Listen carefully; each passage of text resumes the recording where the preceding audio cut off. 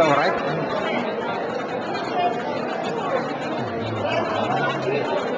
Good morning and welcome, dear delegates. I have a few announcements for you, so please bear with me a couple of minutes. First of all, we cordially invite you to attend our annual general meeting today, because we would like to make this one a festive one since it's our 20th birthday. And this AGM will also include some surprises, so please join us there. Now, for the first-timers to this conference, the program for each room is displayed on the wall next to the entrance to the workshop room. Next, the notice board located next to the registration desk contains all the changes and cancellations, so keep looking at it on a regular basis, just to see what changes have been made to the program. On that note, at this point I would like to draw your attention to some of the changes for tomorrow's schedule. You should have received this on a separate piece of paper at the registration, so please take it out. Just in case, I will read these changes, and you can always check them at the notice board. So tomorrow, after Lindsay Clanfield's plenary, there will be simultaneous sessions starting at 11:45. Lunch is between 12:45 and 2:30, which is when another simultaneous session of workshop starts. The following sessions after that start at 3:30. In one of these slots, there was a cancellation, namely Livia Pribanic-Katarinic cancelled. Instead of her, Anita Kudus will have a workshop entitled Unpopular Gals with a Twist. Furthermore, the following coffee break is at 4:30, and the last simultaneous sessions will start at 5 and finish at 5:45. David Crystal's closing plenary starts at 6, and there are no changes to the other events in the Saturday schedule. Furthermore, we would also like to inform you that you can buy raffle tickets at the registration desk for 10 kunas each. There are lots of great prizes this year, but don't forget that you can, that in order to win the grand prize, which is a teacher training course in Devon sponsored by Sol, you have to visit the Sol stand and fill in and submit a form. After the AGM, there will be a raffle, and you can claim your prizes tomorrow at the registration desk after 10 a.m. For any additional information, you can contact somebody from the Huber Organizing Committee at the registration desk at all times. Then, also after the AGM and after the raffle, we invite you to join us for our second Pecha Kucha night, which will be hosted by Lindsay Clanfield, and we will have 6 speakers. And I hereby invite, if they are here, Ken, Piotr, Dubravka, and Mark to meet at 6:10 this evening. So during the wine and cheese, we will be preparing our Pecha Kucha here in the conference hall. One more announcement. Tomorrow, please make sure that you have dinner between 7 and 8, not later, because there will be a wedding party at the restaurant. So again, tomorrow, if you don't want to join the party, or maybe you do, please have dinner between 7 and 8. Thank you.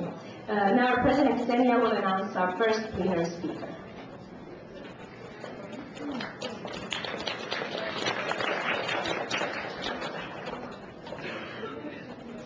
Good morning. It is my pleasure to give the floor to Mrs. Marija Andraka, a teacher, university lecturer, researcher and textbook author. For the last 19 years, she has been working at the Faculty of Teacher Education in Zagreb, Croatia, where she currently teaches courses in TEFL methodology, specializing in young learners. Her research involves curriculum development, reflective teaching, content-based instruction, and cultural issues in FL learning. Her work has been published in numerous academic journals. She is also involved in in-service teacher training, with particular focus on novice teachers. As the co-author of a series of textbooks for young learners of English, she is dedicated to holistic FL learning and to promoting children's creative and critical thinking. She lives in Zagreb, Croatia.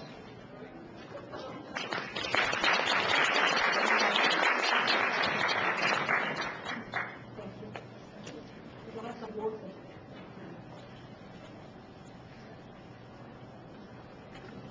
Can you hear me?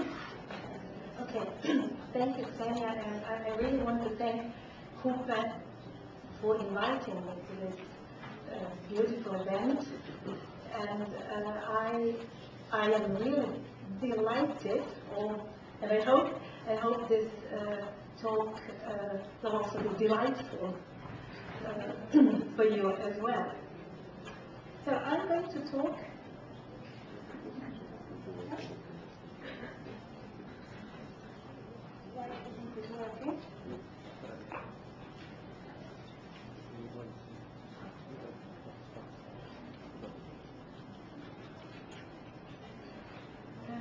As you can see, the title of this talk today is involves stereotypes and culture bumps. Culture is an issue which is very complex, very intricate, but it's very frequently taken for granted in language teaching, and it usually somehow goes with the methods of teaching and accompanies the methods of teaching that are used at a particular time. Since I'm going to talk about, I couldn't disguise the topic, I'm going to start with a question. What are the first things that come into your mind when you hear the word England or English? Try to think about it for 3 or 4 seconds.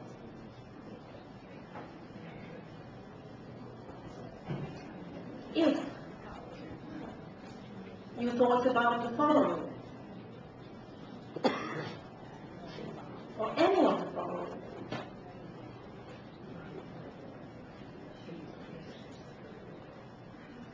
teachers of English, Shakespeare, beer, nobody thought of beer. If you thought of this, then you think, or you thought in a way of stereotypes. What is a stereotype? There are various definitions of stereotypes. One of the broadest which I came across is the following one, and that is that it is a popular belief about specific types of individuals. If you want a more detailed definition that will tell us more, we might say that a stereotype is a simplified and fixed image of all members of a culture or a group. It is usually based on race, on religion, on ethnicity, on age, on gender, on national origins. A stereotype is always a generalization. So we might say that it is a generalized assumption. It is usually based on limited information, and but this information is easily available. Usually it is the first information that we get about a certain group or a certain culture. Frequently it's based on second-hand information rather than first-hand information, although these definitions regarding stereotypes are sometimes outdated, because today with the world getting together, there is a lot of first-hand information available also. But what is important to realize about stereotypes is that they don't recognize the complex, the multidimensional nature of human beings. They represent simplifications. And this can also be seen from their structure, because they're always in the plural. When we talk about their linguistic group, things are not talkative. Britons cannot cook. Firemen are courageous. Cops are stingy. Blondes are less intelligent. Italians are noisy.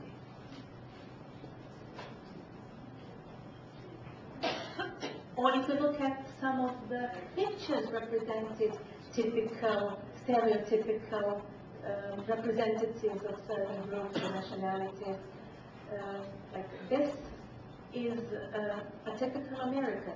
He has everything a typical American should have. He wears a Stetson hat, he eats a hamburger, he drinks beer, he's overweight, he doesn't care about clothes, he wears sneakers, he displays his nationality very loudly. Or a stereotype about Native Americans, that they all wear feathers and that they live in teepees. There are two approaches to stereotypes. One is, of course, from the point of view of psychology, and the other one is from the point of view of sociology. What psychology deals with are experiences that individuals have with stereotypes, with groups, with patterns of communication, and also conflicts that may crop up in these contexts. On the other hand, sociology deals with the relations among different groups and in a social structure, as it should be. And what sociology asks, the question that sociology poses is, who benefits from the stereotyping of certain groups, or a certain group? The discipline of psychology, psychological discipline that deals with stereotype is mostly social psychology.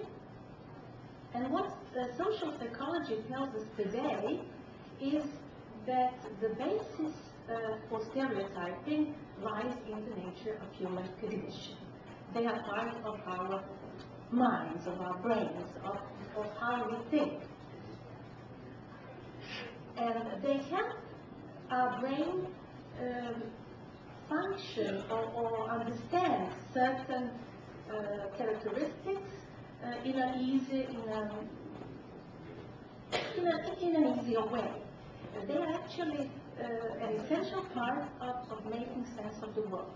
We make sense of the world with more ease by means of stereotypes, by using stereotypes. They're usually contextually based, and we have to acknowledge that there are real differences between groups and society.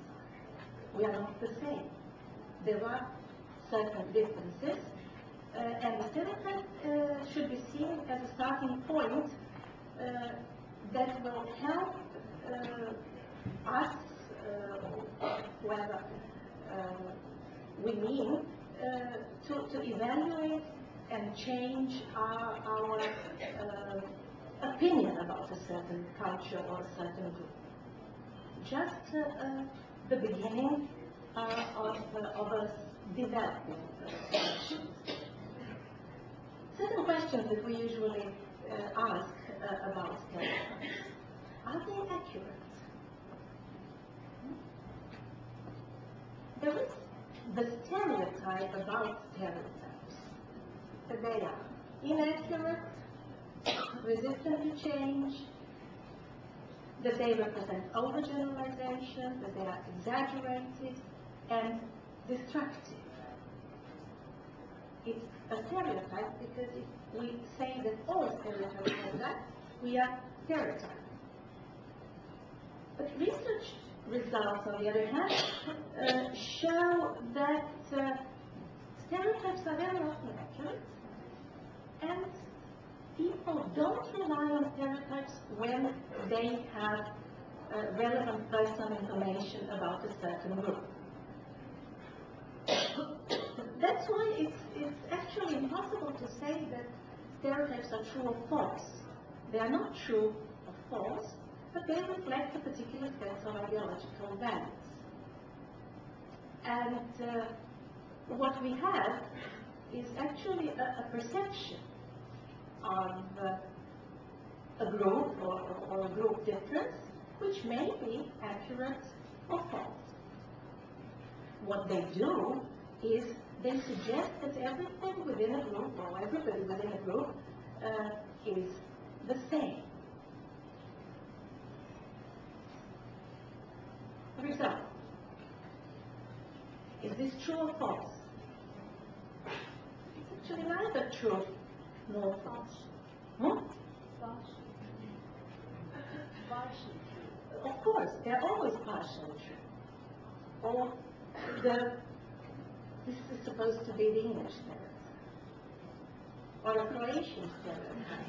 It was very difficult to find. It was very difficult for me to find examples of Croatian stereotypes. Perhaps there are no stereotypes about Croatians. Another question that we ask is, are stereotypes always negative? Yes or no? Not necessarily. Yeah, not necessarily. All groups have both positive and negative stereotypes attached to them. For example, African Americans are great athletes. African Americans are gangsters. Asians are good at playing instruments. Asians are bad drivers. Supposedly. I have never been to Asia, but this is what I found. So that was really second-hand information for me. The French are good lovers. The French hate Americans.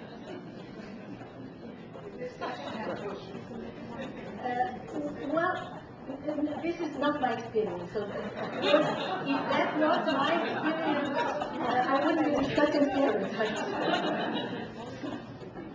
These are just acknowledged stereotypes that prevail sometimes among people, in the media, in textbooks sometimes. Australians surf and stand all the time on the beach. Australians are self-absorbed. So we have both positive and negative stereotypes. I think we all remember, maybe the younger ones among us here do not remember the Cosby Show, but I think most of us do. And the Cosby Show was an example of actually of a counter-stereotype in the United States, which showed a well-off family, well-off African-American family, educated, paying attention to the education of their children, well-behaved, and I found interesting fact that it actually helped change the perception, the negative perceptions regarding African Americans in the United States. So it had a positive effect generally. Or you might have seen this, but this difference between the Australian male and the Australian female really regards not the look, but the use of language. So if a man uses or speaks with an Australian accent, he is considered to be attractive and charming. On the other hand, if a woman does that, she's regarded trashy. She is not seen in a positive way. When we speak about stereotypes, you've noticed that in the definitions I mentioned groups. We always speak about groups of people.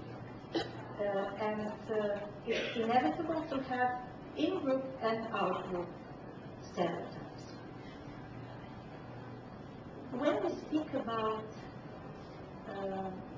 stereotypes in that sense, a term that needs to be explained is ethnocentrism. I hope this photo illustrates or helps us understand what ethnocentrism is. It's, how do you think these black chicks feel?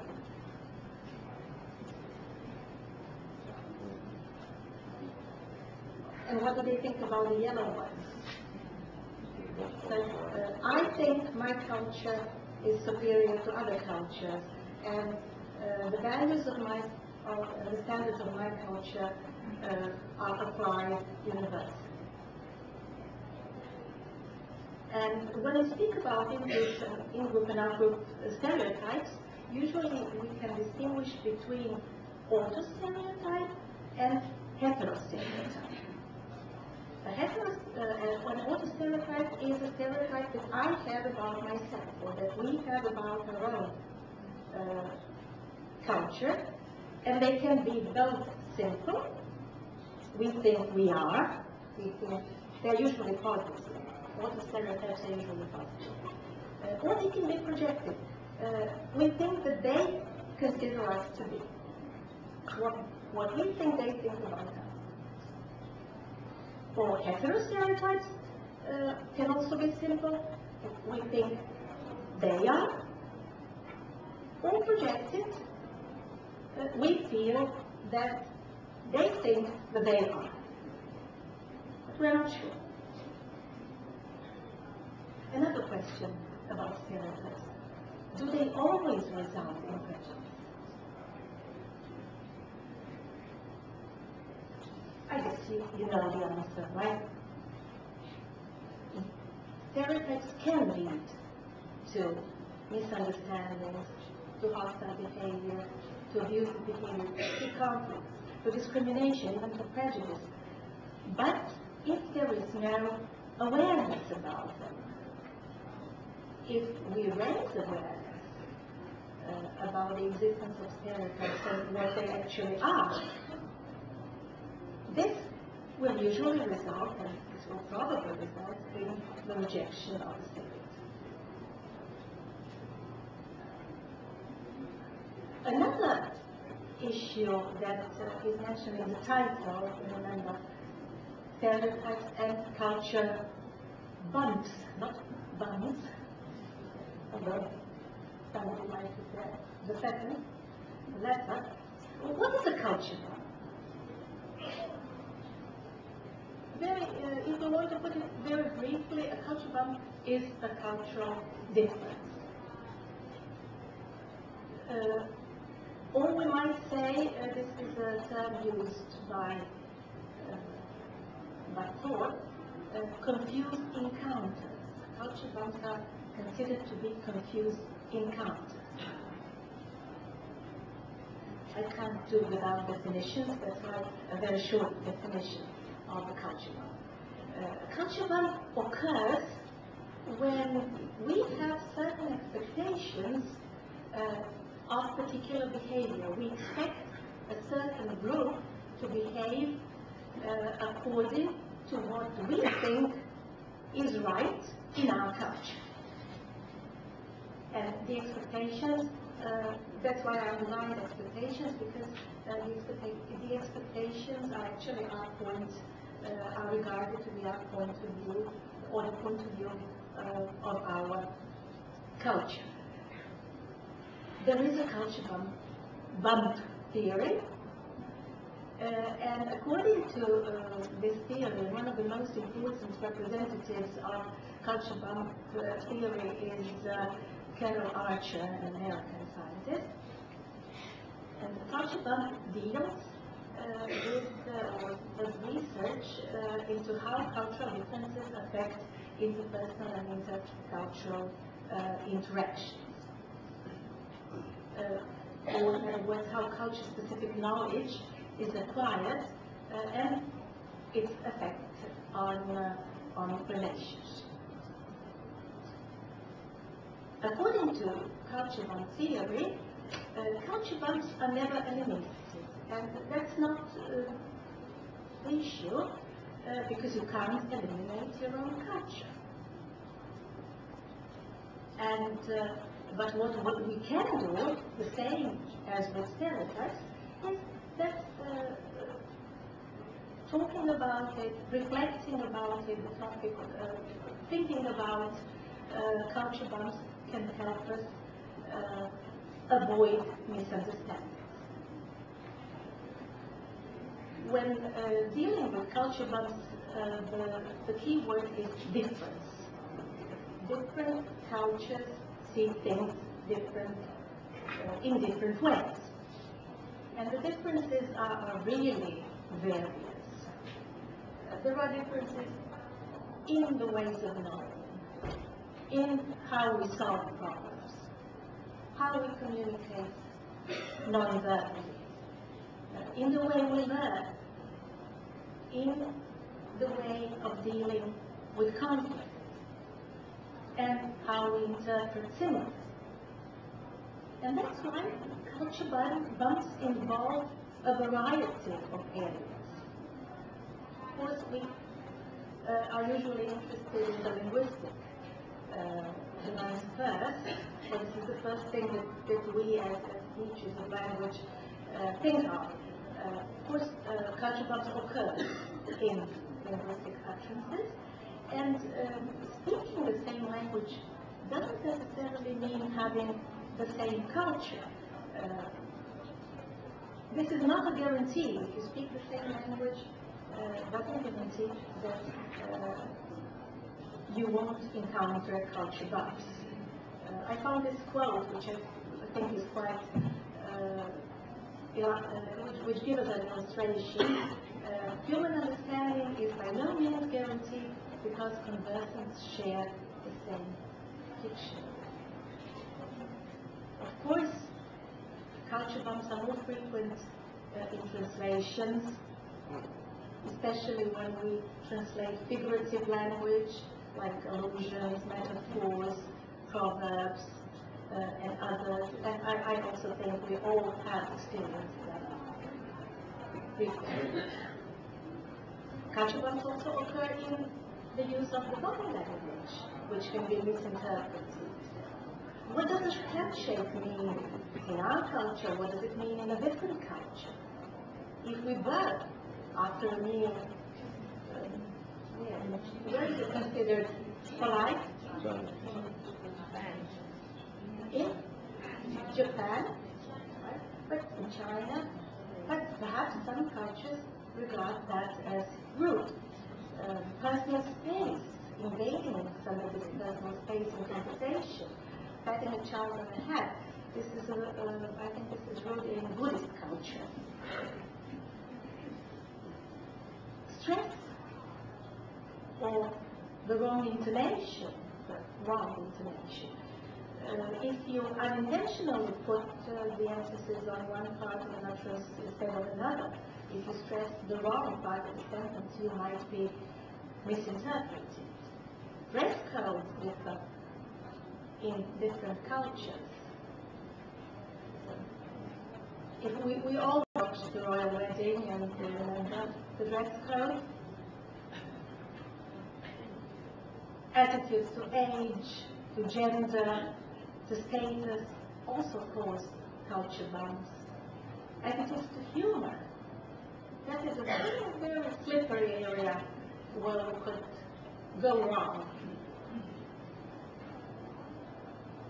The appropriate level of formality and informality, the perception about appropriate meal times, about punctuality. There are many jokes about coming on time or doing things on time regarding different culture. And so on. We could probably find more. And this somehow shows us that culture is an extremely complex issue. These two little aspects of culture that I've been talking today, I've been discussing today, are just the tip of the iceberg. Culture is multi-layered, multifaceted, and very frequently, that's why very frequently it's presented with metaphors. I think you're familiar with the two most famous culture metaphors, the onion metaphor and the iceberg metaphor. The onion metaphor, which sees culture as an onion, which then peels off and reveals the hidden aspects of culture. And this is one of the examples of the iceberg metaphor for culture, which shows the visible aspects of culture, which are, of course, on top, right?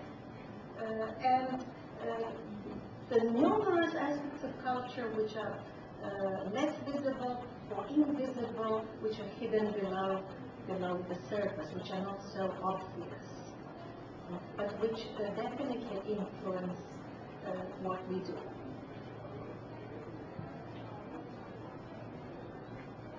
Can you think of how many definitions of culture there are? Can you guess? Well, I don't know the exact number, but I know approximately. Almost, no idea.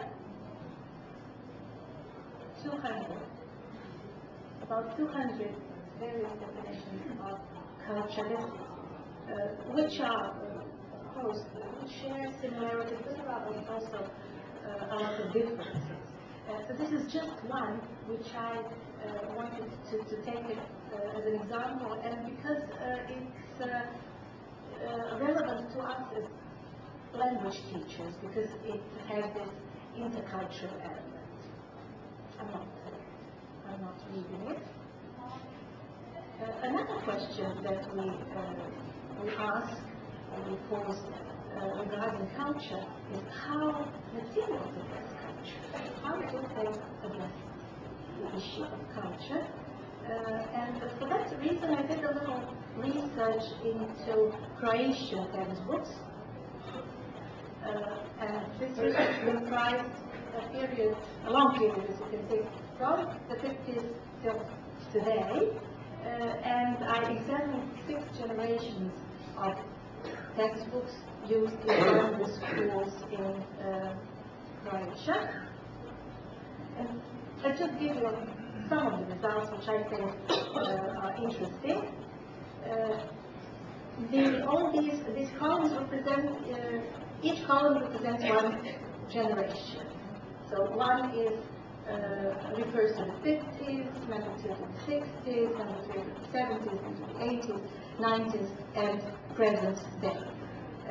And we can see that how the source culture, Croatian culture, the target culture, the Anglo-Saxon culture, and other cultures are distributed in, or were distributed in Croatian textbooks. Perhaps the last one, number 6, is what we do today. This is the analysis refers to a series that's been used in Croatian schools at the moment. And what is interesting about this histogram is that we can see the 70s and the 80s with a lot of target culture. That was the boom of the communicative approach.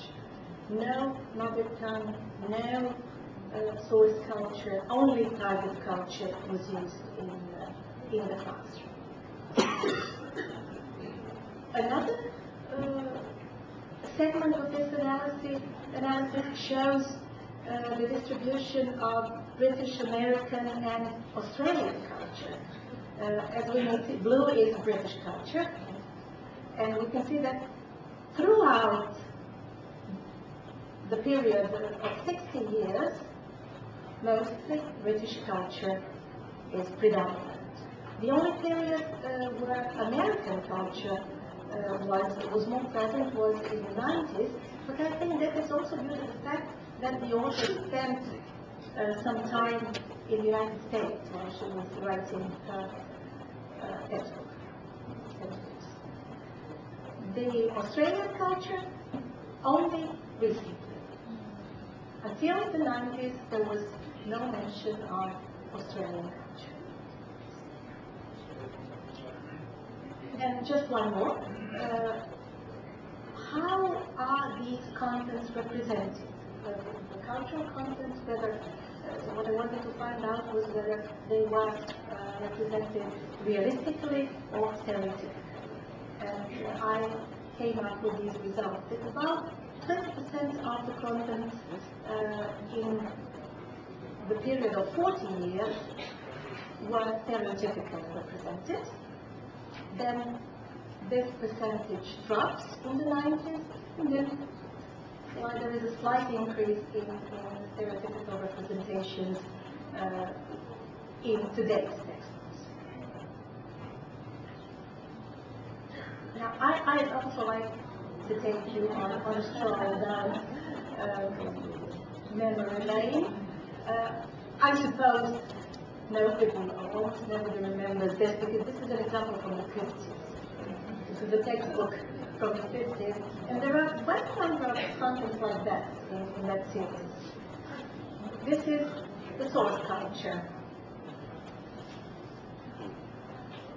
Robin Hood is always present in all the books, in all the series, and usually he is presented in a romantic way. This is from the 60s. We can't do without the Scottish stereotype, right? I remember this because this is when I went to primary school, so if you are, those of you who are my age will remember these textbooks. This is also from the 60s, the stereotypical role of the woman, of the mother, who is very busy all week, even on Sunday.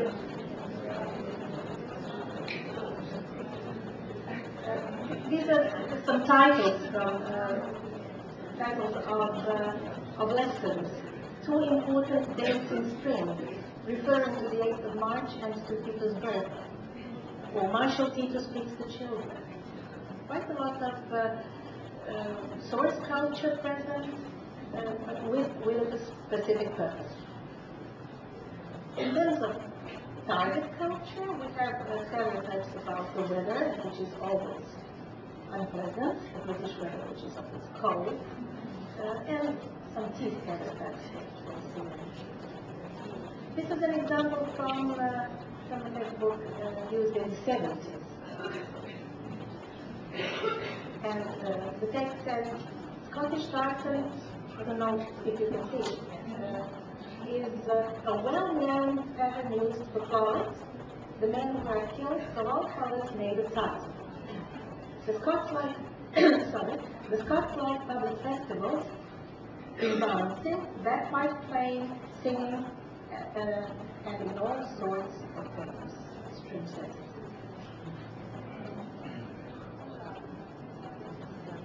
This is the title of a lesson in the 70s. Some quotes from the same series. A lot of tea drinking, and they eat fish and chips mostly. That doesn't mean that all the topics are like that. But when we discuss these habits, then there is this stereotype. And the private culture is mostly presented through tourist attractions. You can see all the beautiful sites. There are photographs accompanying them, but mainly seen through the eyes of the tourist. In the 90s, there is a change in that. It's quite a shift because now the source culture is presented as a tourist attraction. In this series of textbooks which I analyzed, there is a lot of Croatian tourism sites. On the other hand, the private culture is presented in a more realistic way. And some examples of today's books.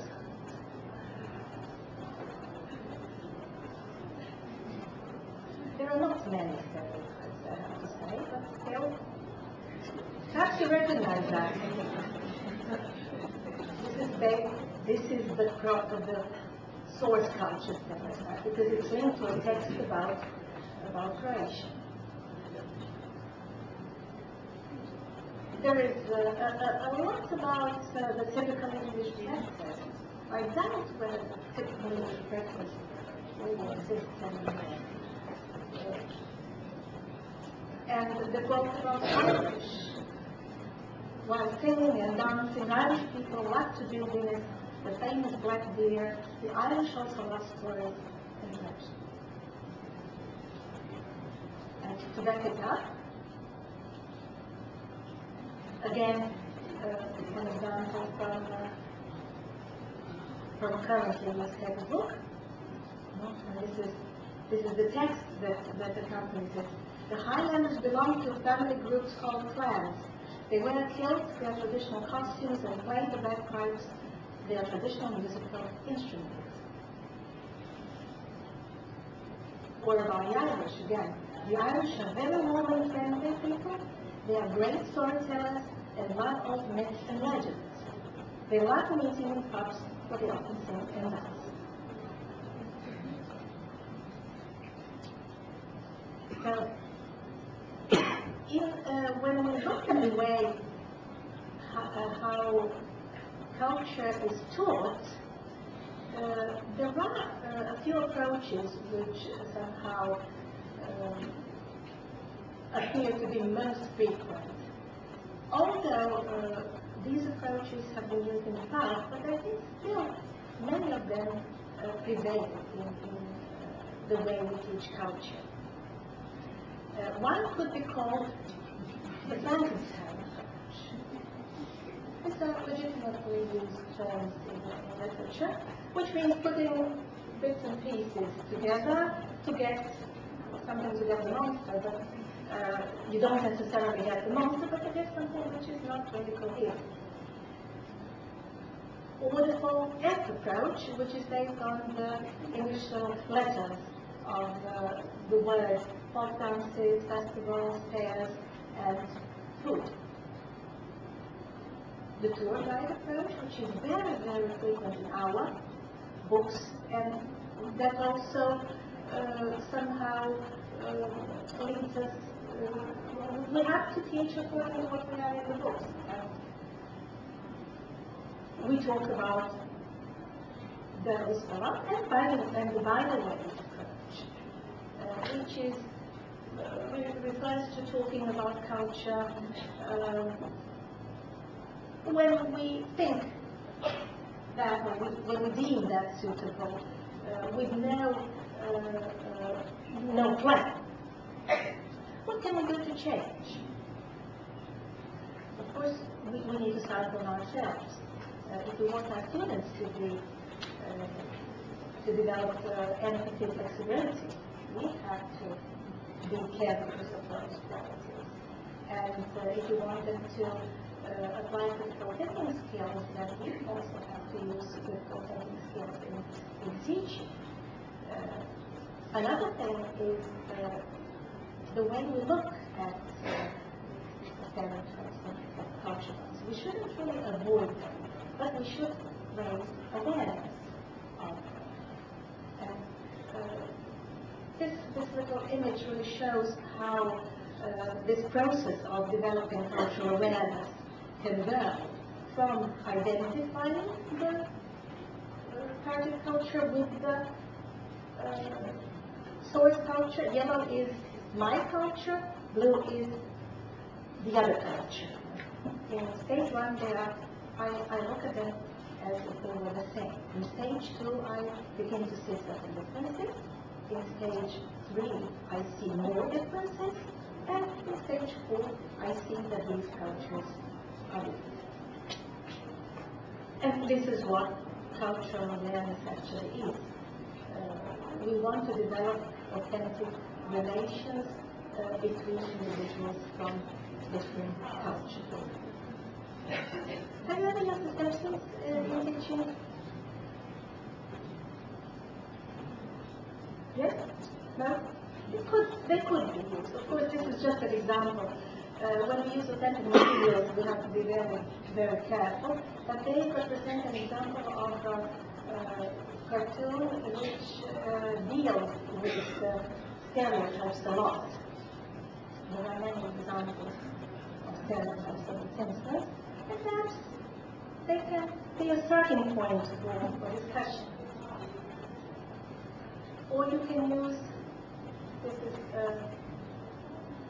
the stereotype of British tea. There is a very nice poem, which I'm not going to read because I'm not, you can just have a look at it. Of course, I included it because it's written by an Englishman who later became Irish, Spike Milligan. And why not?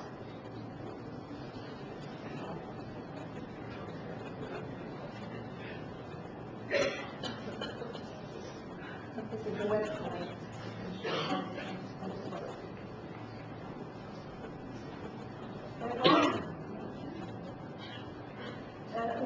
What we can do with young learners is start with similarities. So moving from what we, from making the distinction between them and us and them, and trying to think in terms of what we have in common. Where are we similar? And these posters are the result of a project with third graders. It wasn't done in Croatia, it was done in the United States, but it doesn't matter. Teachers talked with children about what we have in common. And that was a starting point to discuss differences later on.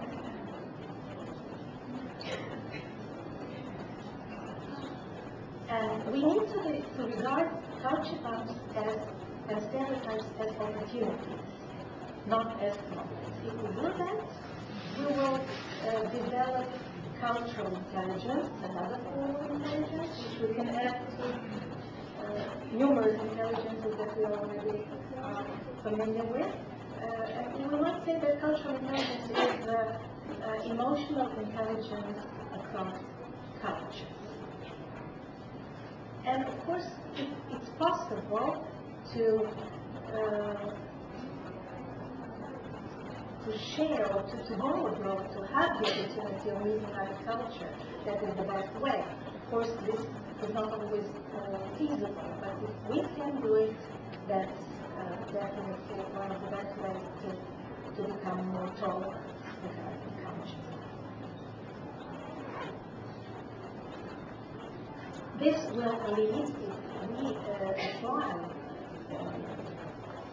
this to our teaching, this might lead to the development of intercultural competence. Intercultural competence is an issue of the new national curriculum. If you have a look at the new national curriculum, then you might have noticed that one of the very important aims of language teaching is intercultural competence. And that means intercultural competence means willingness to withhold judgment, the ability to recognize the validity of a culture from its own perspective, not just knowing about the culture, but understand its perspective. Now, if we have 2 more minutes, I would like to end this short, but almost good. 1 more minute? Okay, it's better. It's better. Okay. Everyone who lives in Bongo wears yellow sunglasses. Quite naturally, everything they see, the sky, the trees, the people, the food, has a sunny tint. It has always been like that, and the citizens of Bongo live quite contentedly in their yellow uniforms. Into this world comes a visitor, a citizen of Andraka. Can you read it backwards? Andraka. It's a text taken from a Canadian site. As you may have heard, all Indonesians wear blue sunglasses. When they wake up each day, they kiss their beautiful blue children, and they look out into the blue fields, forests, and farms, all of course under perfect blue sky. Being a culturally sensitive visitor, the Indonesian feels it's only right that he tries to understand the Bongo perspective of the world. So he acquires a pair of yellow sunglasses. Then he puts them on over his blue glasses. Ah, he says with some satisfaction, now I get it. Everything here in Bongo is green.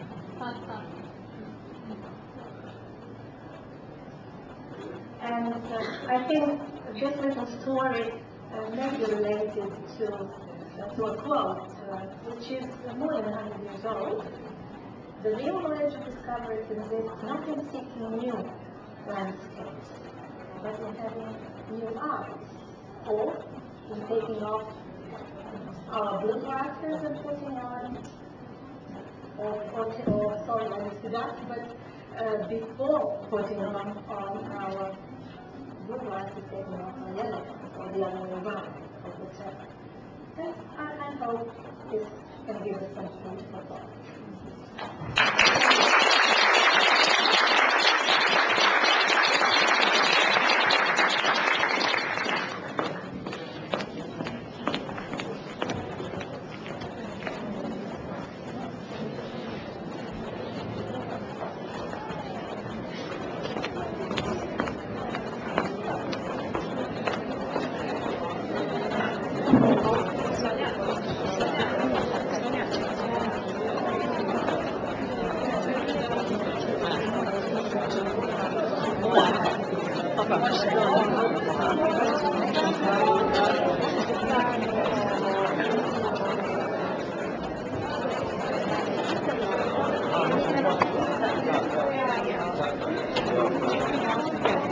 Thank you.